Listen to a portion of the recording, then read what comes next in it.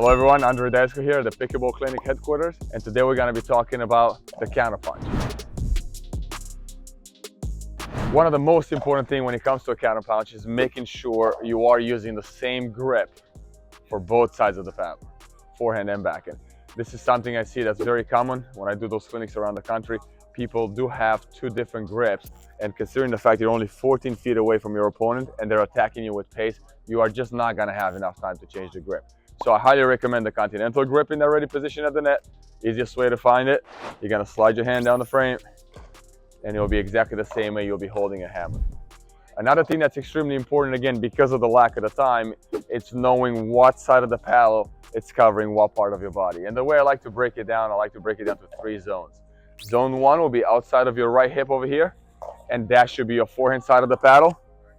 Just pushing straight into that ball. You're not going to have time for a big backswing, so it's just a quick opening of the hand here and high-fiving right into that ball.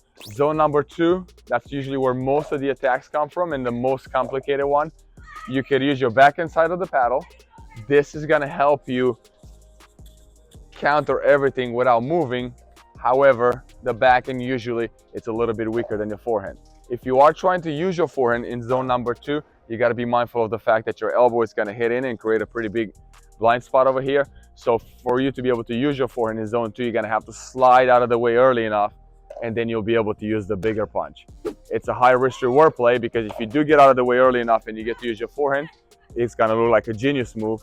However, once in a while, you're going to be a little late sliding, creating that room, and you will get hit with the ball. And then last but not least, zone number 3, quite a few attacks coming out this way as well.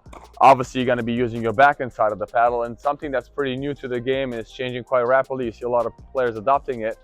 A lot of players now are using 2 hands in that zone 3, being able to get a much bigger punch. It's easier to snap with the backhand here where the arm is bent and create a lot of energy.